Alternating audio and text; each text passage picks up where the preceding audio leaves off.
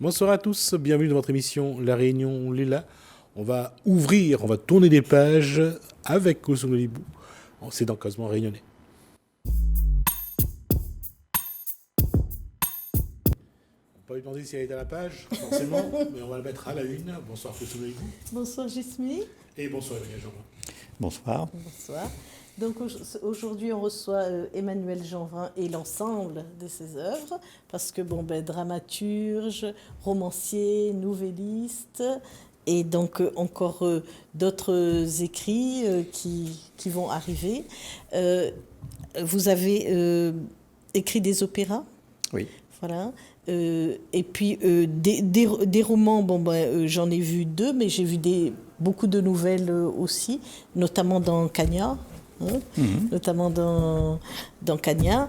Et donc, vous étiez au départ psychologue scolaire, c'est ça, quand vous arrivez, avant votre écriture? Ah non, pas scolaire, clinicien. Ah, clinicien. Les hôpitaux psychiatriques et maisons de redressement, des choses comme ça. Ah, d'accord. Oui. Je crois que c'était scolaire. Maladie mentale, donc... c'est du lourd. Oui, c'est un métier qui est très très lourd, hein, comme les éducateurs spécialisés, tout ce milieu-là, on ne se rend pas compte, ceux qui s'occupent un peu partie des handicapés, mais pas forcément, ou des gens qui sont pas en marge de la société. Mais c'est une bonne école pour comprendre l'humanité. Et donc après, vous écrivez... Une parenthèse, avec le contexte Covid, depuis 2 ans, je crois qu'ils vont avoir besoin de psychothérapeutes là, pour pouvoir essayer d'effacer un petit peu tout ça. Oui, l'État a pris des bonnes résolutions. Je crois qu'avec la sécurité sociale, ça devient remboursable. Oui. L'appui psychologique. 2 rendez-vous, je crois, par an. Au moins, voilà. Ouais. Et donc c'est pas mal parce que, les choses s'aggravent avec l'Ukraine. Donc les gens et surtout les jeunes sont très, très angoissés en ce moment. Ouais. Et alors votre écriture, donc vous êtes cofondateur du Théâtre Volard, et cette coécriture, elle se fait comment? Vous avez déjà écrit pendant que vous travailliez, ou vous avez attendu la retraite pour écrire? À quel moment? Non, j'ai commencé très tôt à écrire du théâtre. Bon, j'ai commencé par mon premier travail, ça a été de faire une traduction d'Aristophane. Et donc, mais bon, c'était quand j'étais à l'université. Et ensuite, à La Réunion, j'ai commencé en 1980 par écrire des petites pièces de théâtre en créole, justement. Que, curieusement, mes premiers écrits sont en créole, alors que je suis oreille. Hein. Et donc, mais bon, voilà, je ne suis pas le premier ni le dernier à faire ça. Et ma première grande pièce, vraiment un peu ambitieuse, ça a été Marie-Décembre en 1980.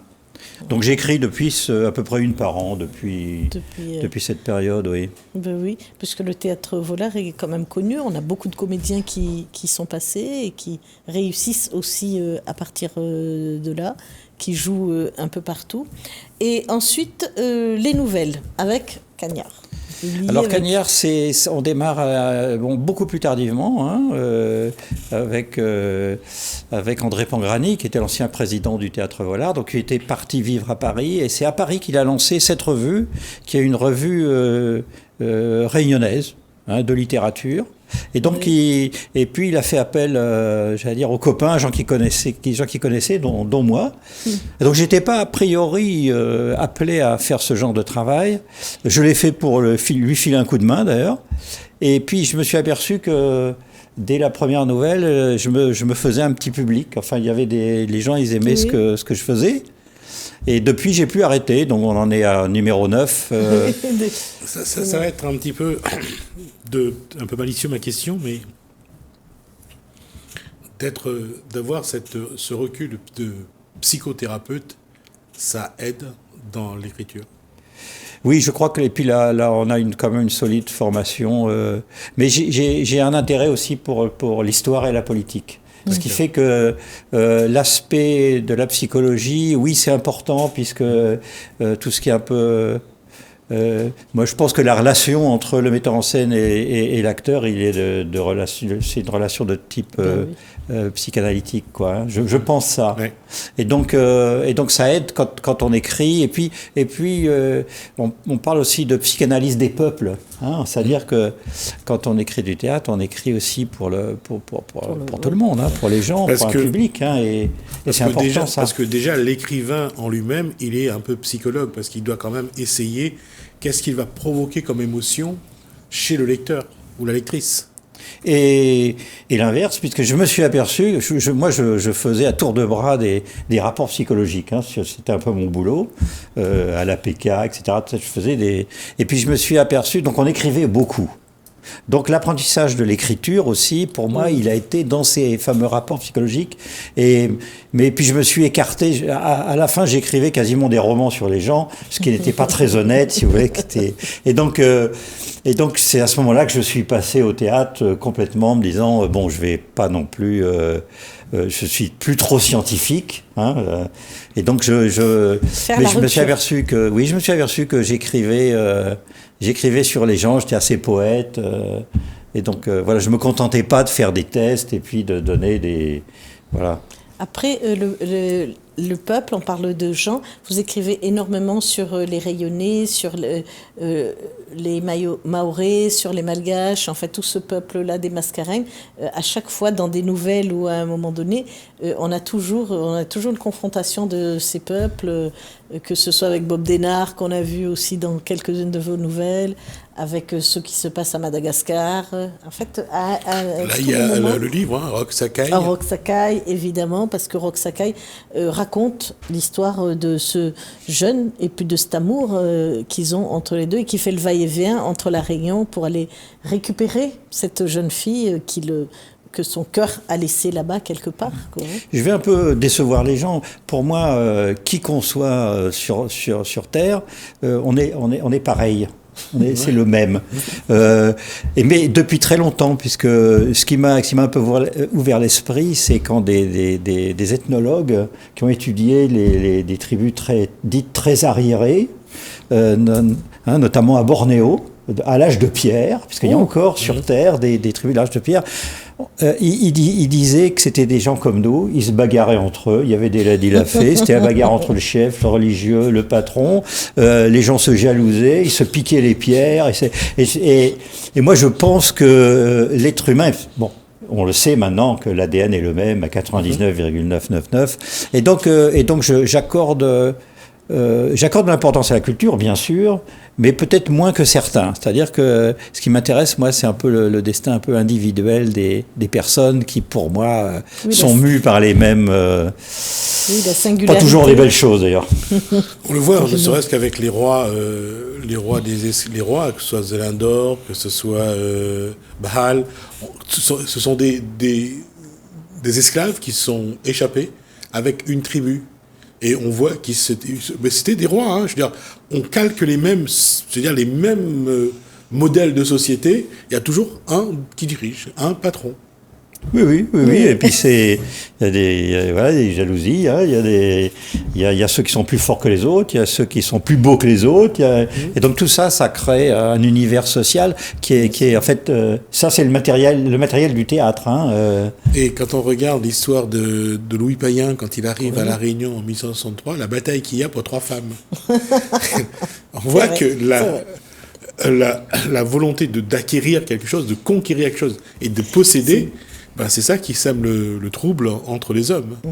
Enfin, les Blancs et les Oui, tout à fait. Alors, vous continuez après à écrire pour l'Indigo, pour la revue Lettres de Lémurie. Oui. Hein, et après, Sabena arrive, cette histoire sanglante qui se passe à Machinga, à Madagascar, où on massacre des Comoriens.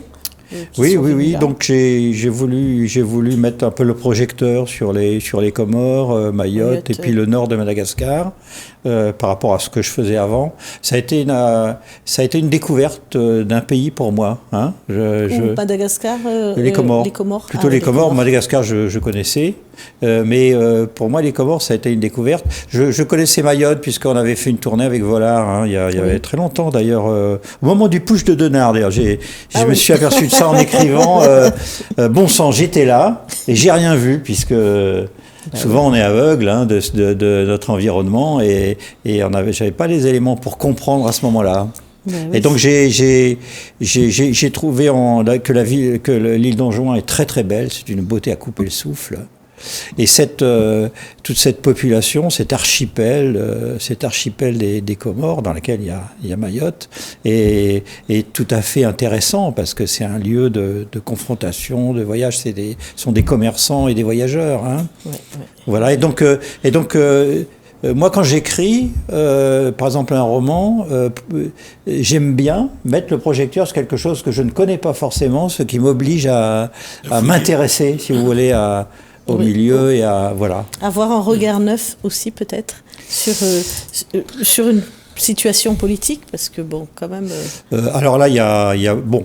Évidemment, il faut lire beaucoup, puisqu'il y a quand même pas mal de choses qui sont écrites sur Bob Denard. Il y a 5 ou 6 bouquins. Hein. Sa fille est psychanalyste, d'ailleurs. Oh, d'ailleurs. Je pense qu'elle... Je savais pas. J'ai essayé de la rencontrer, je ne suis pas arrivé.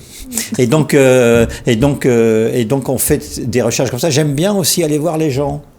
Pour Majunga, et puis je suis allé interroger les rescapés des massacres, hein, des deux côtés, hein, des victimes et des bourreaux, et ça m'intéressait d'aller voir des gens qui sont maintenant un peu âgés, mais enfin parce que ça a eu lieu en 1977, mais je voulais avoir moi mon propre sentiment, mon propre rapport, quoi. Bien sûr.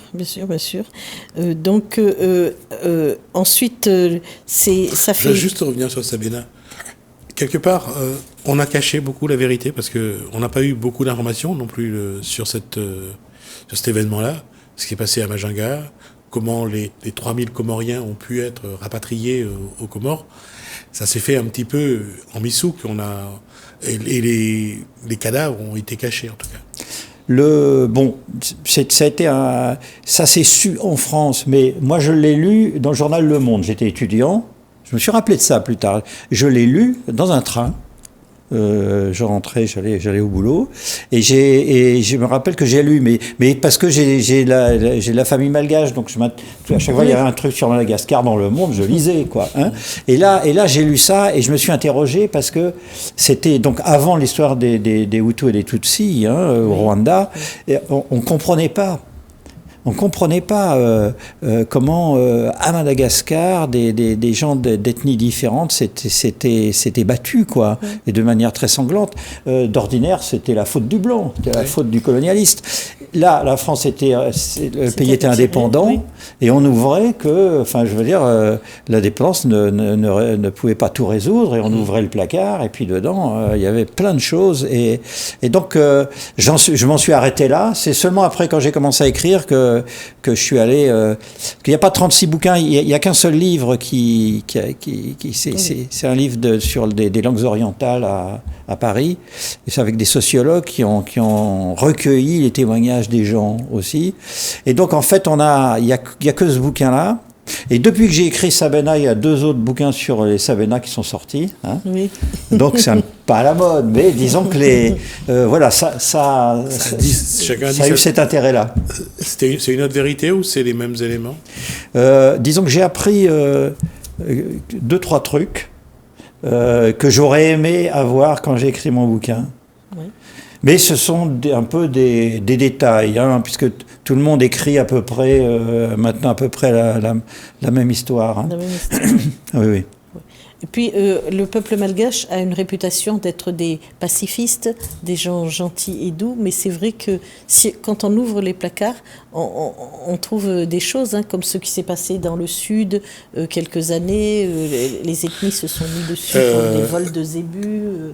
Que le peuple malgache soit un peuple paisible, c'est un fait, mais il y a des moments où les événements font que même le plus paisible être humain peut devenir un guerrier.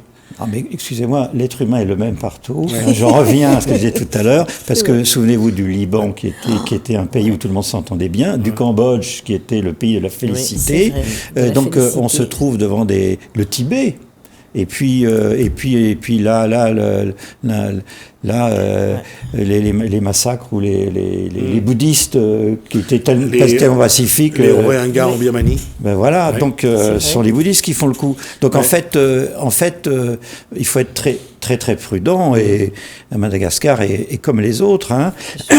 Et la particularité de Majunga, c'est pas des gens du coin qui habitent à Majunga. Oui. Et donc ceux qui ont fait qui ont démarré un peu les massacres, en fait, c'était des gens de l'Est et des gens du Sud, qui étaient des travailleurs migrants dans le pays. Oui, interne. Ouais. Vous voyez, et donc c'est vraiment tout à fait particulier cette affaire de Majanga. Oui. Alors l'avenir, est-ce que vous avez autre chose? Vous avez de l'écriture, quelque chose qu'on va attendre pour bientôt? Alors j'ai deux fers au feu. Hein. En ce moment, je m'intéresse aux descendants des Sikhs à La Réunion, cette religion. Vous savez, c'est les turbans orange et jaune. Là. Donc le descendant des empereurs sikhs, du dernier empereur sikh, est réunionnais. Ah, d'accord. Ils habitent là, il est à Saint-Louis, mais enfin, la famille habitait dans le Haut-de-Piton-Saint-Leu. Ouais, et donc, alors c'est une affaire qui n'est pas très connue. Maintenant, si vous allez... non, je ne connais pas du tout. Écoutez, il y a une tombe au port, une tombe devant le séchoir. Là, il y a devant le séchoir, il y a un cimetière. Oui. Vous descendez, vous prenez à droite, et vous allez tomber sur une grande tombe. Et il y a une plaque qui dit qu'ici, il est descendant du Maharaja, etc. Donc, vous voyez, ce sont des choses qui ne sont pas connues de tout le monde. Donc, ils ont pris contact avec moi pour un peu, justement, populariser ça, pour peut-être écrire un roman là-dessus. Donc, je suis en contact avec la famille. Et bon, je vais pas parler directement de cet empereur-là ou de ses descendants, mais je vais parler d'une descendante qui est parti faire un voyage pour récupérer un trésor, parce que derrière il y a beaucoup d'argent, hein. Les Sikhs, il y a les pierres précieuses, il y a tout ça. Oui. Et donc il y a une descendante qui est partie pour récupérer le reste d'un trésor et qui n'est pas rentrée, qui est partie après en Indochine, qui a acheté des hôtels, une chaîne d'hôtels de luxe, et qui est partie après à Nice. Finir en millionnaire, que c'est seulement sur la fin de sa vie qu'il est rentré à La Réunion pour voir ses descendants et distribuer quelques pierres pour ne pas avoir trop d'ennuis avec parce que bon là voilà. Et donc j'ai envie d'écrire cette histoire-là. Cependant, pour ça, il faut que j'aille en Inde et au Vietnam. Et avec la Covid, je suis un petit peu bloqué. Mais voilà un peu le sujet qui m'intéresse. Je suis en train de lire tout ce qu'il y a sur l'Indochine de l'époque, et puis il y a beaucoup de gens à La Réunion qui sont liés avec l'Indochine. C'est l'Indochine de Marguerite Duras. Oui, voilà, c'est cette Indochine-là. Et puis chez nous, le prince Vincent et tout ça. Oui. Bon, hein, et en fait aussi tout un tas de gens. Alors bon, ce sont des descendants de gens qui ont habité là, parce que bon, hein, il y a plus de... Oui. Moi, je m'intéresse avant la Seconde Guerre mondiale, donc bon, les gens ne sont plus vivants, mais vous voyez. Oui, mais bon, il y a la suite, et puis on va découvrir sûrement d'autres choses. Là, ça va nous transporter ailleurs, parce que là, déjà, le voyage, il fait envie. Hein. Donc, c'est vrai que c'est déjà un très beau voyage. Hein, c'est déjà un très beau... Mais il y a beaucoup de matière. Alors, je ne sais pas encore, peut-être je vais faire comme Pierre Lemaître. Je vais faire plusieurs bouquins, je ne sais pas encore, parce que lui, il vient de mettre, dans son livre, il vient de mettre en valeur Saïgon, etc. Donc, en fait... C'est très curieux, l'Indochine. À part Marguerite Duras et quelques-uns, il y en a assez peu qui se sont intéressés à ça. Oui, c'est vrai que Marie Duras a fait vraiment vivre cette Indochine-là à travers son... Mais comme si on a voulu l'oublier vite, l'Indochine. C'est vrai que... c'est vrai, comme pour Madagascar, la France, que ce soit la France ou d'autres pays, dans leur démarche de colonisation, n'a pas apporté que du bien. Il y a eu des méfaits, il y a eu des massacres, il y a eu des exactions. Donc c'est vrai que si on peut mettre parfois une pierre sur ces moments-là, à Madagascar, il y a eu de vrais massacres. Ah oui. Donc, oui, mais il y a beaucoup de bouquins aussi. Oui. Il y a énormément de livres. Donc, non, c'est vrai, il va falloir se poser la question, pourquoi ? Parce que c'était la colonie la plus riche, hein, et où il y avait quand même beaucoup. Et vous connaissez Christian Vittori ? Oui. Bon, ça, il est d'origine indochinoise aussi. Et donc, c'est lui qui me fournit en bouquin en ce moment sur tout ça. Vous voyez, donc en fait, il y a pas mal de liens. Il y a pas mal de liens entre La Réunion et sans parler évidemment du Vieux Vergès. Hein. Entre autres. Oui, évidemment. On va clore cet échange. D'accord. Merci. Emmanuelle Jeanbrun, merci pour cet échange. En tout cas, quand vous voulez vous cogner à la porte, elle vous ouvrira. Et on vous recevra avec plaisir. Merci Koussoum Libou. Merci à vous de nous avoir suivis. Merci Hélène, merci François. Je vous dis à bientôt.